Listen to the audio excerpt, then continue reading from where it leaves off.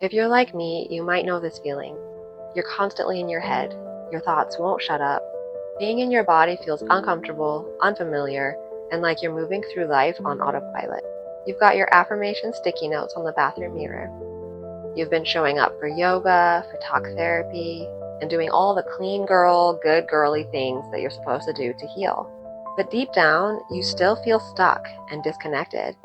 And honestly, you're tired of faking it. But the one thing that always helps you feel better is when you play your favorite song to twerk to while washing the dishes after work.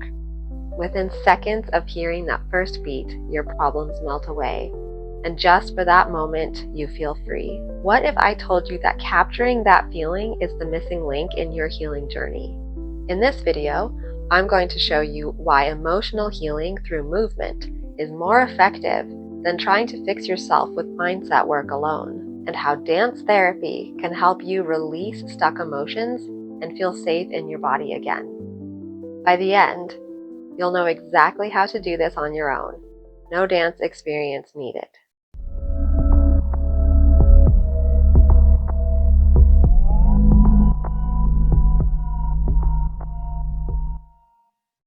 My name is Sade. I'm a health coach and somatic medicine DJ. I help women with chronic illness rewire their nervous system so they can feel safe in their bodies again. I started dancing professionally when I was 6 years old. Music and movement have always been a part of my life, but to some degree, it was superficial. It was attached to performance, ego, and being seen. There was always this disconnection from myself.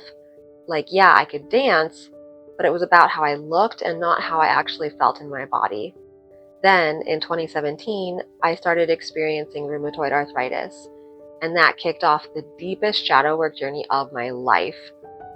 As I became more and more disabled, I stopped dancing, and I started DJing instead.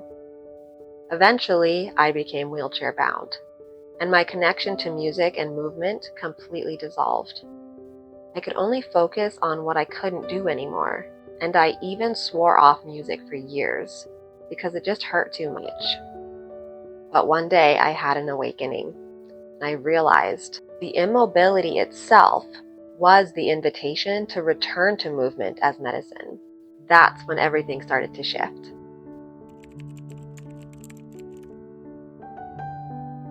As a health coach, I had already been deep in the research around trauma healing, somatic therapy, and nervous system work.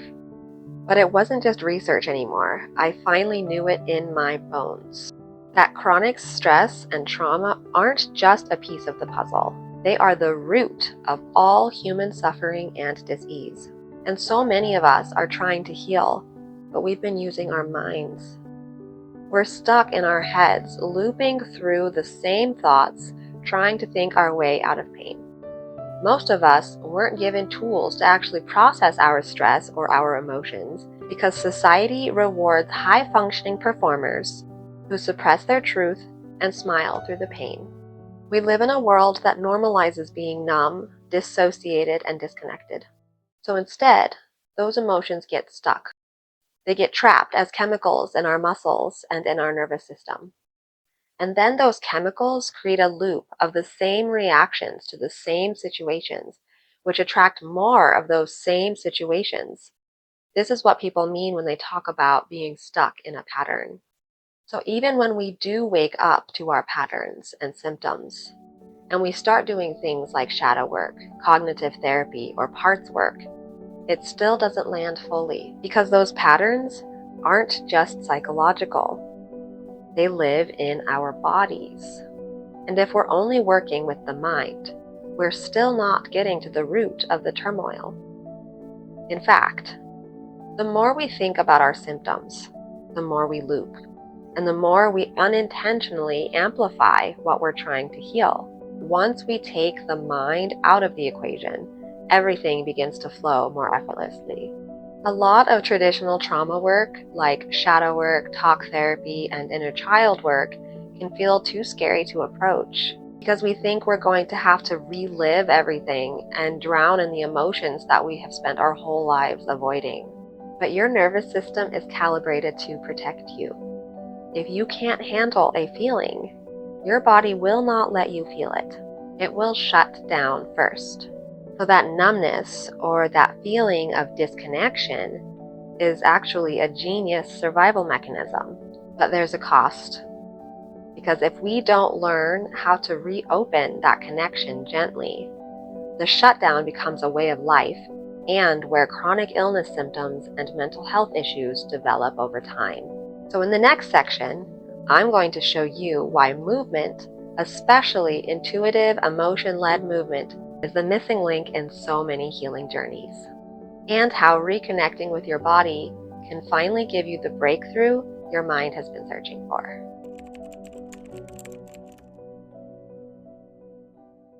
So there's something really special about music, especially bass-heavy music with rhythm, that makes it such a powerful healing tool. Studies have shown that when you listen to music and move your body freely, more parts of your brain light up than with any other activity we do as humans. Music activates the emotional centers of the brain, but it bypasses the logical parts that usually keep us guarded and resistant to feeling.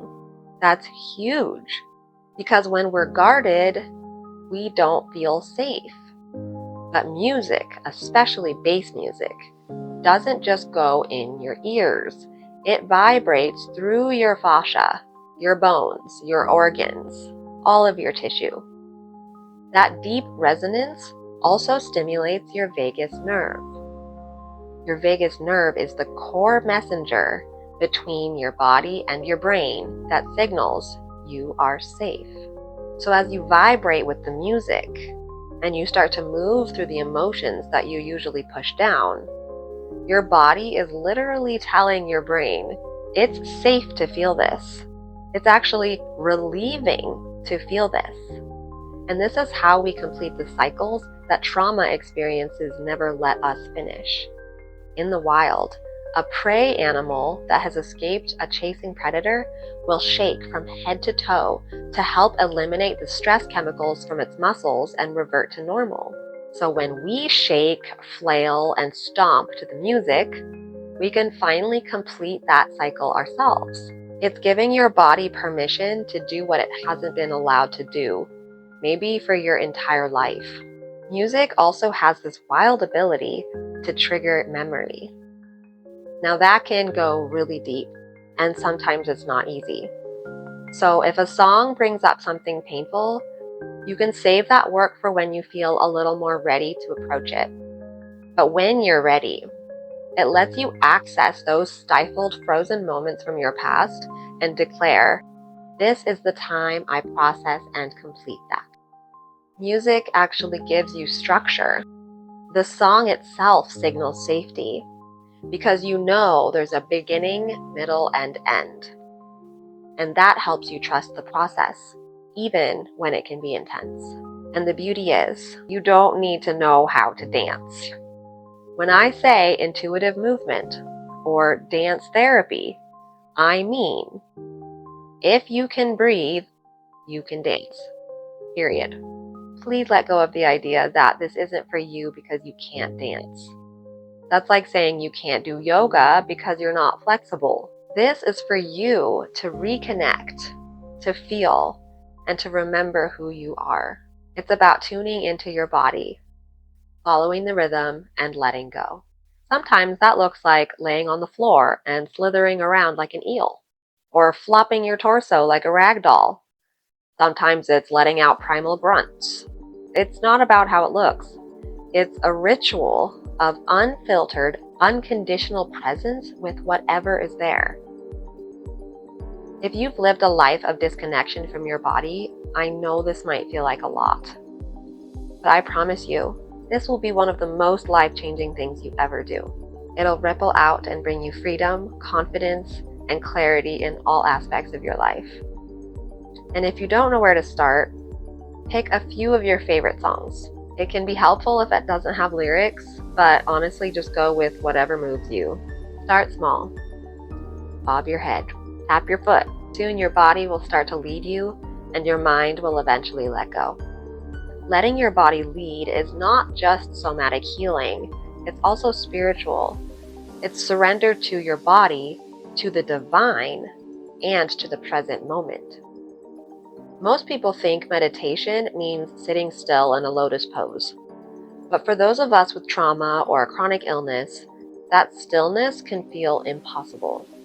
And sometimes that stillness even deepens the freeze response. Movement is the meditation for us.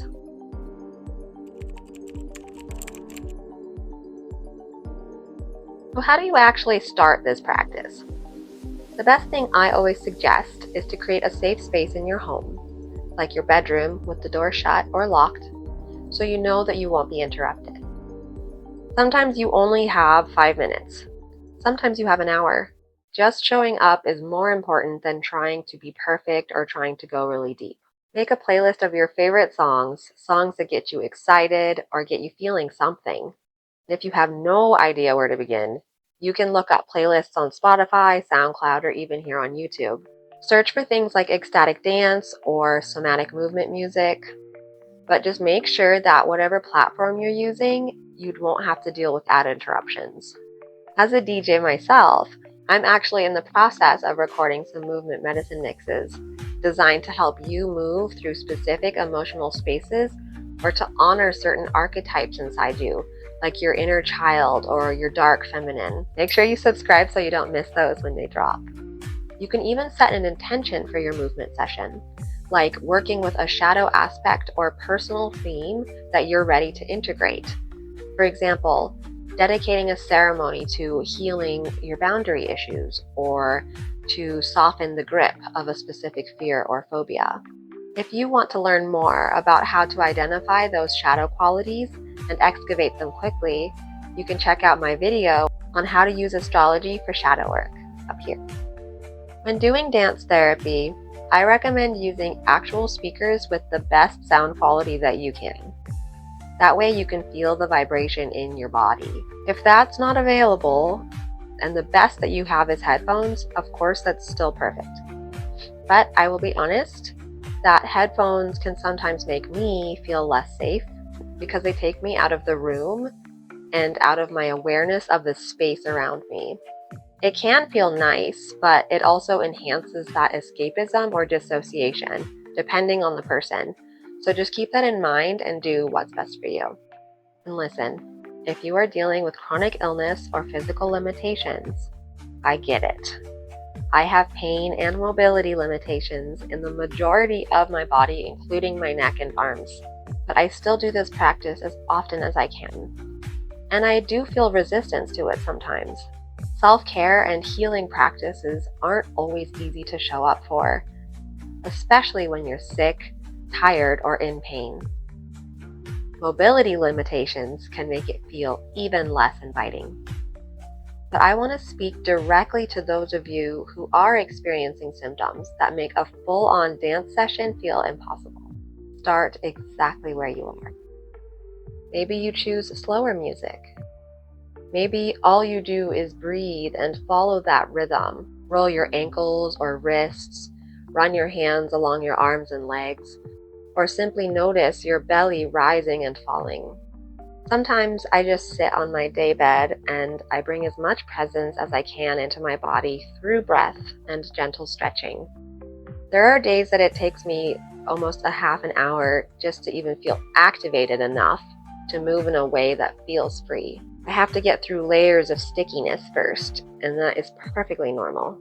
So what might come up during this practice? Anything. Everything. And even nothing. Grief, rage, even sudden joy. Most of the time, I cry at least once during a session, but other times I feel numb or just neutral the whole way through. And that's okay too.